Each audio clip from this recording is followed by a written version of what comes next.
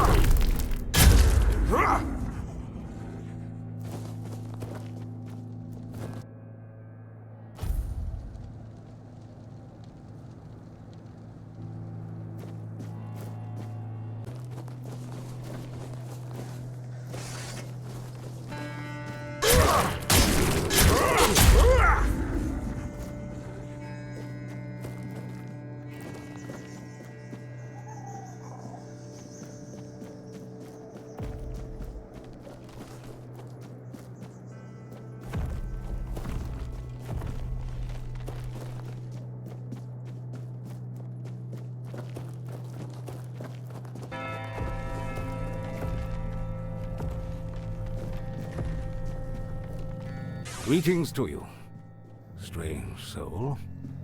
You carry a light that doesn't belong to the Sagremore's realm. You're not from here, are you? I fear, then, that you won't be able to grant...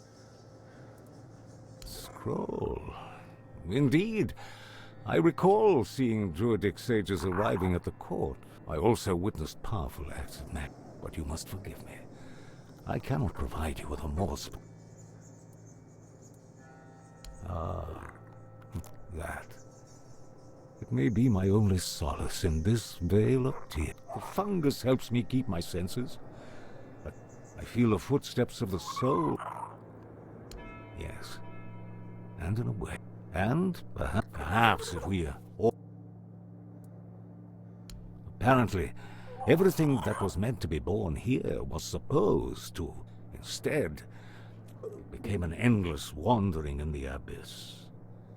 Sagremore took a wife, a woman who, and here it is, the kingdom, only a pure, I thought it was not just anyone's. I had no choice. I swore an oath of a punishment for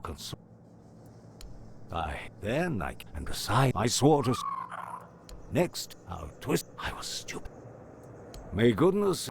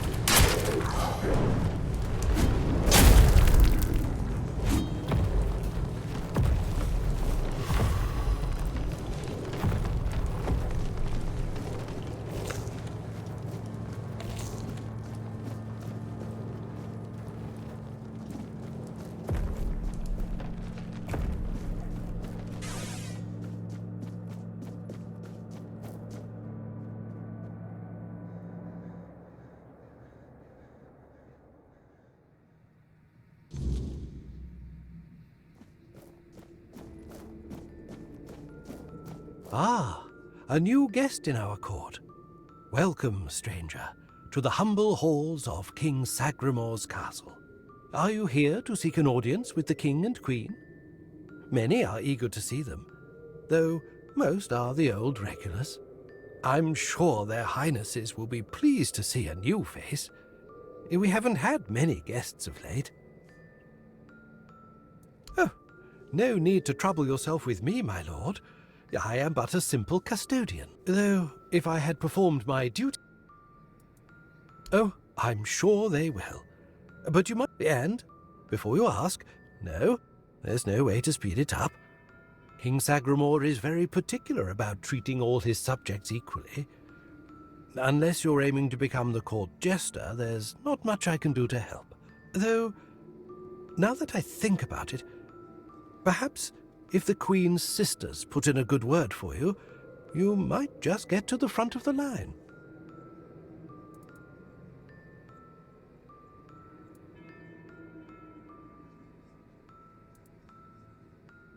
Oh, that would be Miss Clare and the midwife. Should I elaborate about the royal family in...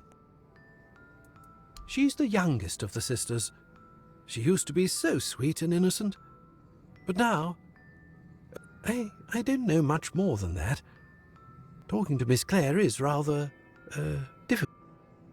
She's a wonderful woman, completely dedicated to family. Her life's mission, she loves all the royal children. You'll be fine, as long as you don't... I'm glad you asked, my lord. All you need to do is...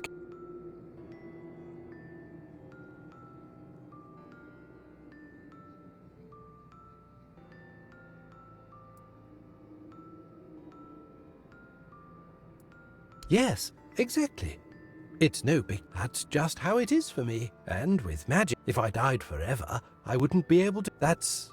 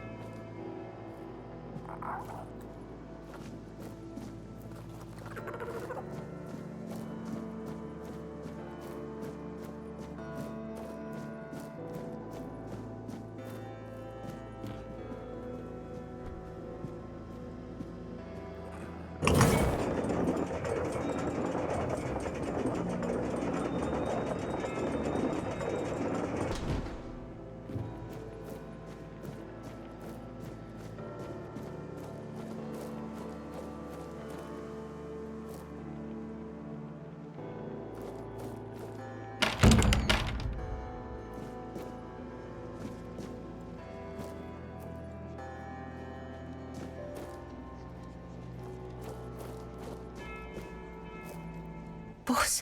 No, not pause. Pause in the letters. The letters to pause, to beloved. These, all of them, I write. Letters to beloved. I write only letters to pause. Sister has a tablet. Once she had it. In Sagremore's arms. Once. Me and... I write...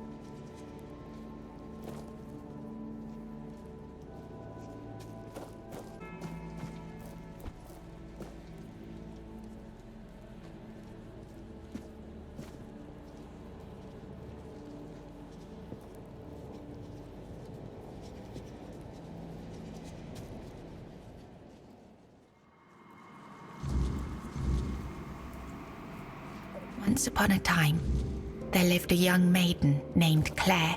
She had 2 sisters, and together they resided in a resplendent castle within a land untouched by the cruelty of time.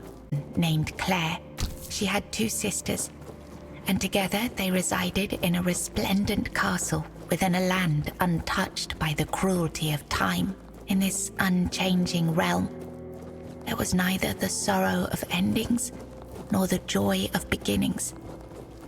No sunrises, no sunsets, and no seasons to mark the days. Such was the design of the eldest sister, whose insatiable hunger for control bound. It was the height of summer when young Bors first laid eyes on the maiden of his heart, working in the fields, his skin bronzed by the sun.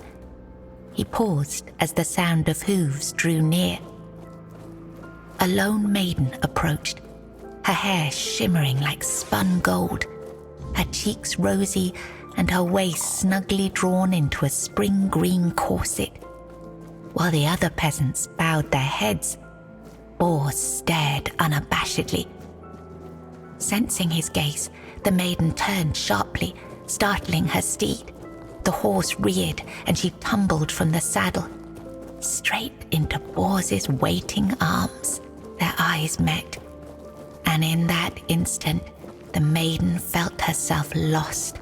A warmth bloomed upon her cheeks, but a deep foreboding stirred in her stomach, for she knew there would never be another man who could claim her heart so completely. From that day forward, she rode past the fields daily, offering Bors water and sharing quiet moments. Long ago, there lived a maiden named Claire, fair of face and gentle of heart, cursed by her cruel sister to remain imprisoned in a high tower, forbidden to step beyond its walls or look out of the window. She spent her days weaving a tapestry of the outside world, a world she could glimpse only through the reflection in an enchanted mirror. Yet Claire dared not lift her eyes from the loom, for the curse was absolute. If she ever stopped her weaving to gaze out the window herself, the fragile thread of her life would snap. One day, the mirror revealed a grand procession In the days of King Sagremore, there lived Bors, a wandering minstrel whose songs were famed for their beauty and sorrow. Among his melodies was one that bore the weight of his heart, the ballad of a lady named Claire. Claire, a noblewoman of unmatched grace, had been betrayed by her jealous sister, who sold her to a rival lord for power. Locked in a distant tower, her pleas for rescue went unheard. But Bors, who had once sung for her in her father's court and fallen deeply in love, learned of her plight and vowed to save her. He journeyed to the castle where she was held and sang beneath its mist-shrouded walls each night, hoping she might hear him. At last, a faint voice joined his song. Claire, her spirit unbroken despite her captivity, determined, Bors devised a daring plan. Each evening he sang in the castle hall, lulling the court into an enchanted trance.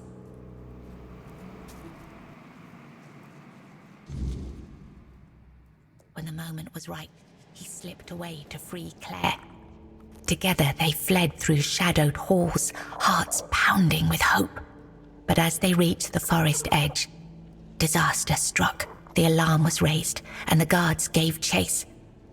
Armed only with his lute, Bors faced the guards to protect Claire.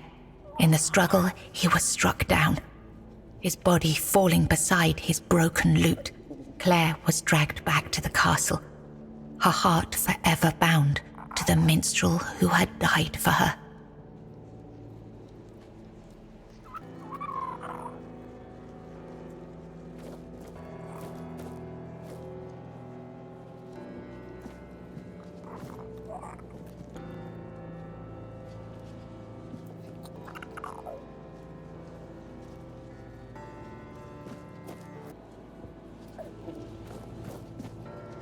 was writing something.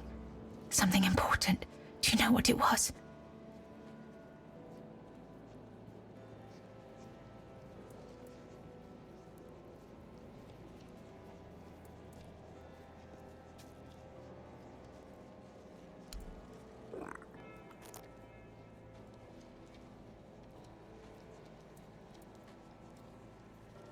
She wanted Sagremore. She wanted the crown. She has everything except love. She does. She holds the power of the men here. She has no desire for love. It's at the very top, above all else. To see everything. To hear everything. Yes, Bors, my former lover.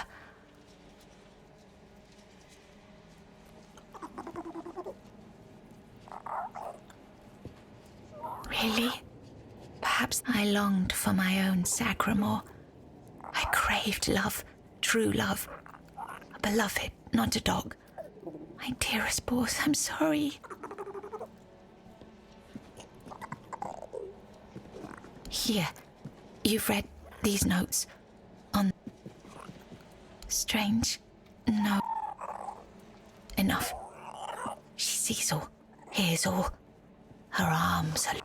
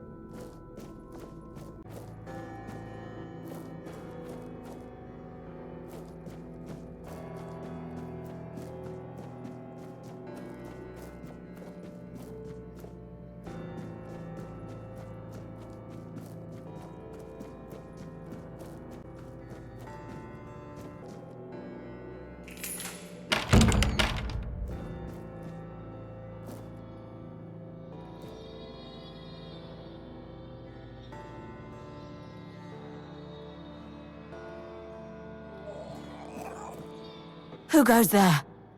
Are you here to see the children? Oh, my sweet babies. I lost them. I lost them all before they even got here. They scattered, poor things, like dandelions in the wind. The Queen. She wants nothing to do with me. I failed her so terribly that she no longer wishes to see me. I've fallen so far. They die and die at the hands of those who should have loved them.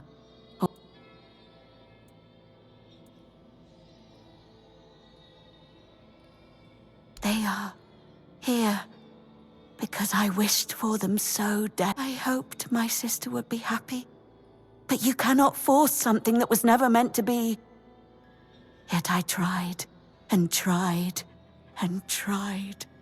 Now they haunt my dreams and waking hours, while the Queen has forgotten she ever carried them under her heart.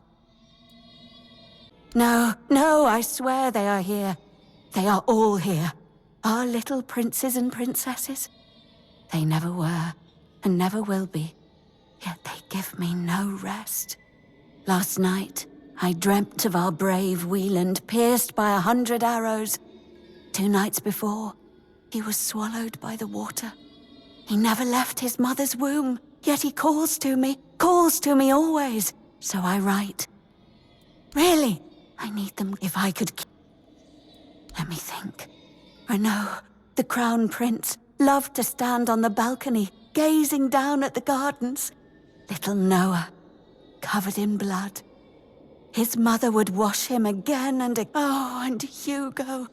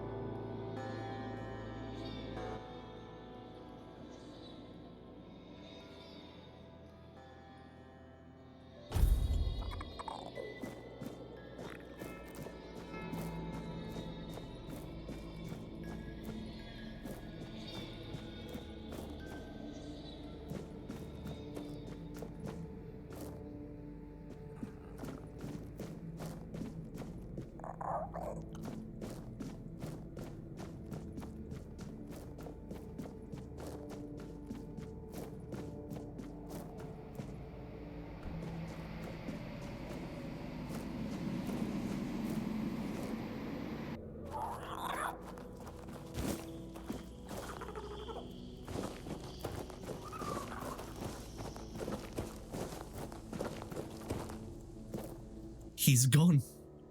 Young Prince Renard. Oh, by the gods, lost for good this time. The midwife will wring my neck with her bare hands. I can't. No, I won't go back to her like this. Oh, yes, of course. Straight into the void. And then he was gone. He just... You're not being serious. Oh, surely you don't mean to. Or, no, wait. Better they don't. But I wish you luck. Remember.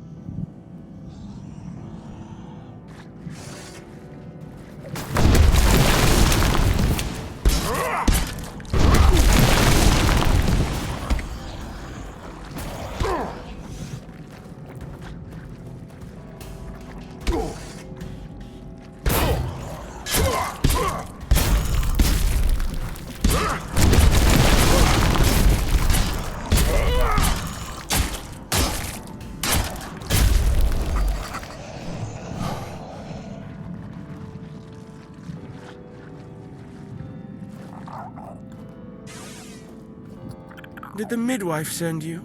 Or was it that coward who's supposed to be keeping me under their heel?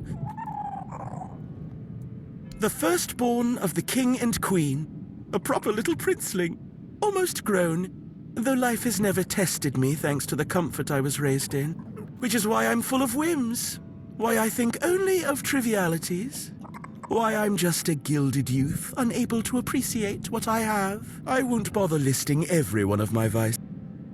Don't take it personally. You're not that... I just wanted you to leave me alone. But as all any form of service, Mother won't be pleased. Well then, we can skip pedagogic and later I'll try to... Spare yourself the trouble. You don't have to drag me by the hand. I know the Queen's little lapdog.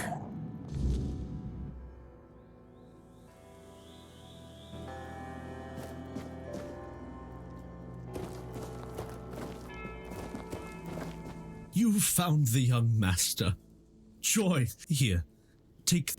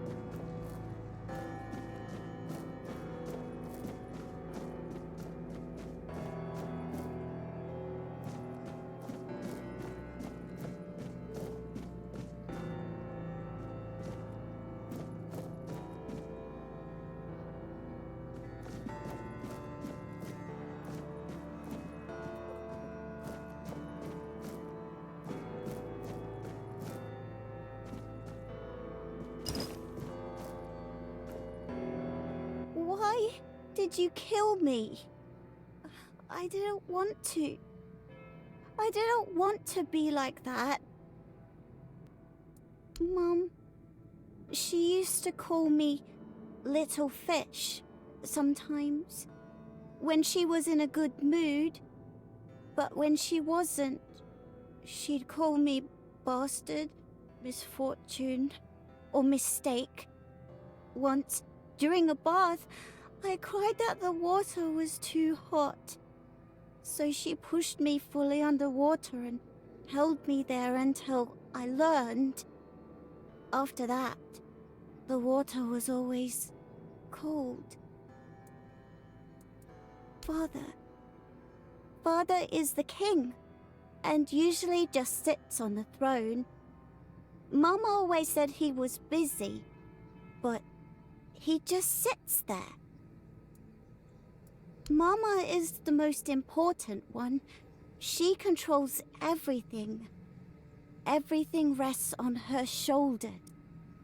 Then I was here.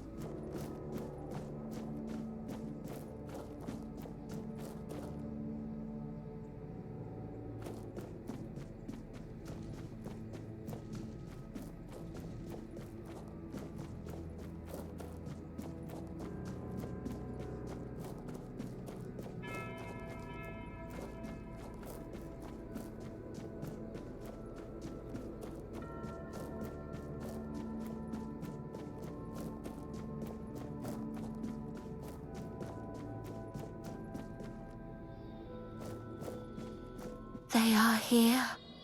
All of them. My sweet little petals. I'm so sorry. I should have tried so hard to bring you up. Maybe now we can set you free. My sister's reign must end. It's brought us horror upon horror. All but she thought she could forge fate with power. But she was wrong. Fate is inevitable. And yet we are the one.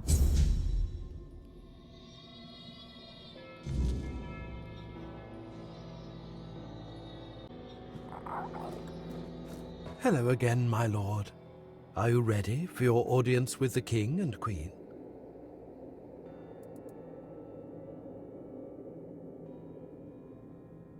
As you wish. Here, it will open the doors leading to the throne room. Oh, and you might have an occasion to see the...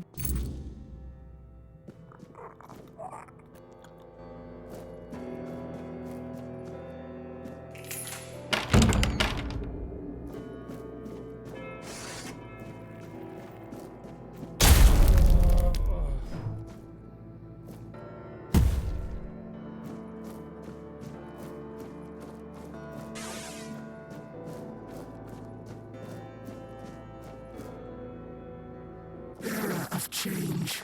You have been noticed. I was chosen to extend you an invitation to speak. But first, you must let me show you something beautiful. The mycelium. Do you agree? My role in all of this is insignificant. I am but a small part. I am not the one who can give you that insight. You will learn everything during the conversation. Very well. I won't try.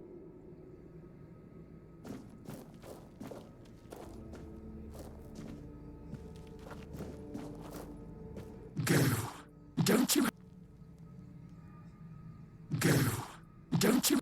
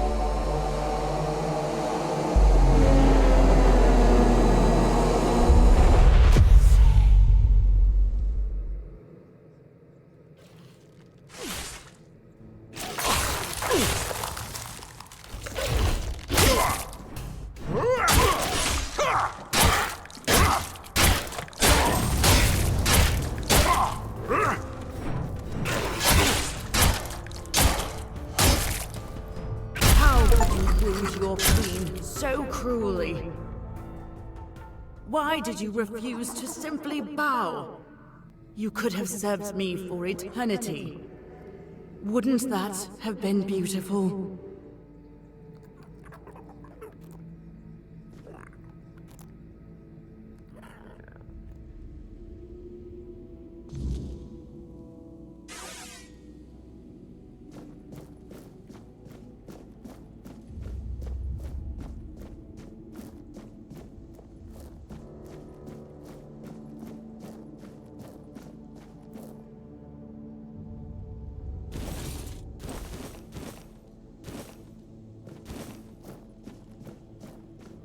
Gone, is she? Gone from one eternity straight into another. Oh, how I wish we'd had one more day. A proper one. Marked by the sun setting on us forever. Once and now. All our yesterday away to dust. Now it all ends. The lofty dream, the endless torment, and the fruits of our vanity. What we leave behind is a monument to our own foolishness. There will be no legends told of this place, for it is a tale told by an idiot, full of sound and fury, signifying nothing. And this is for you, the reason for your visit to this cursed court. You may leave now. Your audience is...